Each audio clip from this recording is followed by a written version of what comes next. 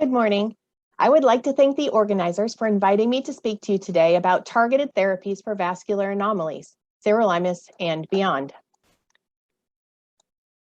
First, my disclosures.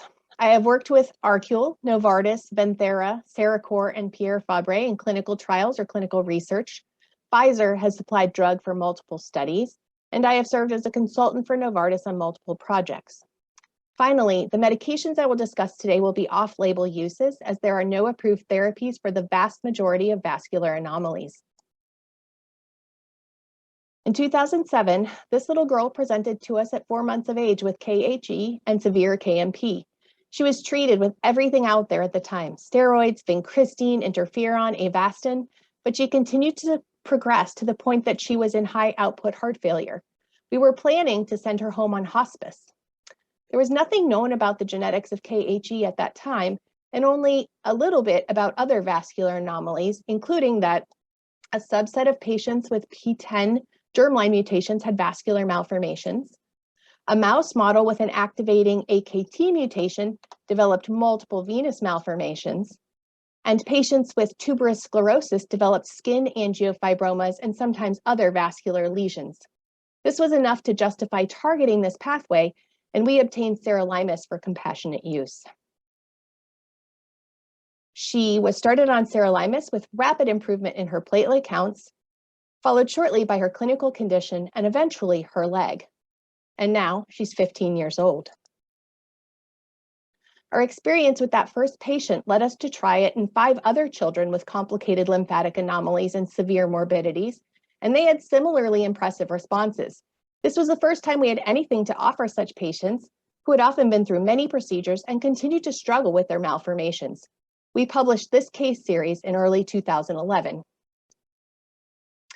In the meantime, an FDA-funded open-label clinical trial was underway to investigate the safety and efficacy of sirolimus for complicated vascular anomalies. The inclusion criteria focused on conditions with lymphatic components, although did include patients with P10 without specifying the type of vascular anomaly. 50 patients were enrolled in Cincinnati and 10 in Boston. The study was completed in 2014 and published in 2016. Our results demonstrated that most patients experienced benefit from sirolimus with improvement in pain, quality of life, and functional status. Over 80% of patients showed partial response to sirolimus treatment. Side effects did occur, including mouth sores, headaches, acne, count suppression, and GI symptoms, including constipation, diarrhea, nausea, changes in appetite. But these were all generally tolerable or manageable with supportive medications or dose reduction. Over time, sirolimus has been tried for a number of additional diagnoses. It has been used successfully in blue rubber bleb nevus syndrome with decrease in bleeding and normalization of hemoglobin as shown here. In a pilot clinical trial and a phase 2 clinical trial out of Belgium, our colleagues there documented improvement with sirolimus in venous malformations with decreased pain, decreased D-dimer, and improved quality of life. More recently, a small pilot study of 10 patients with Sturge-Weber brain involvement were treated with sirolimus and assessed for changes in neurocognition. We showed there was significant improvement in processing speed, as well as improvement in neuro quality of life, including anger, depression, and cognitive function domains. And it appears promising for patients with recurrent or severe stroke-like episodes. Over the past 15 years using this medication, it has become the default standard of care for many of our diagnoses, despite never receiving FDA approval for any of these indications. It has been used for thousands of patients with vascular anomalies across the country and around the world. And along the way, we've learned several lessons, most of which are not published. Dosing. So while we initially used 10 to 15 nanograms per ml as our target trough drug level, based on the prior kidney transplant data, this is not necessary for most of our diagnoses, with a few exceptions for the most aggressive diagnoses, including KHE with KMP and KLA. And once improvement has been achieved, we can often use very low doses of the medication to maintain that progress, sometimes with even undetectable troughs. Cancer. We worried a lot about cancers resulting from inhibition of immune surveillance. There certainly have been reports of skin cancers, mostly basal cell carcinoma, but also melanoma. There have been at least 2 cases of lymphoma that were not EBV related, and a report of breast cancer in a young woman with no family history. None of these were definitively associated with sirolimus and seem to fall within expected incidence in the population. Immunosuppression. One thing we found very reassuring is that sirolimus appears to be much less immunosuppressive than we originally worried that it might be.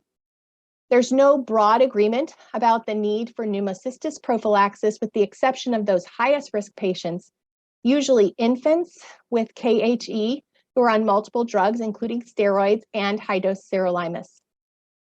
We have even been able to successfully immunize a majority of our patients on sirolimus by doing some immunologic testing and trialing the varicella vaccine prior to the MMR. Finally, fertility.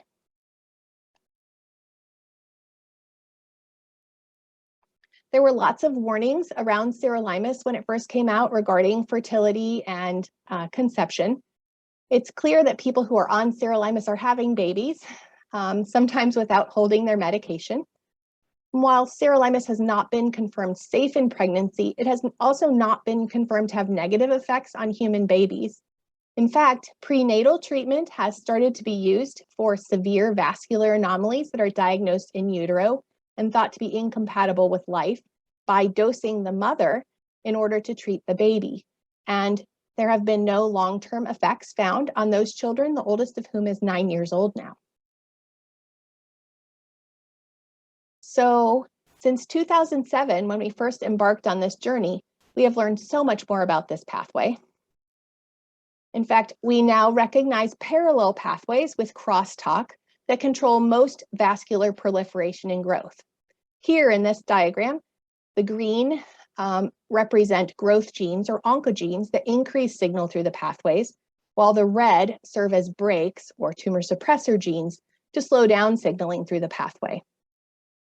These parallel pathways have been heavily implicated in most of the vascular anomalies that we know of. As you can see here, we have since identified mutations for many of the vascular anomaly conditions that we treat.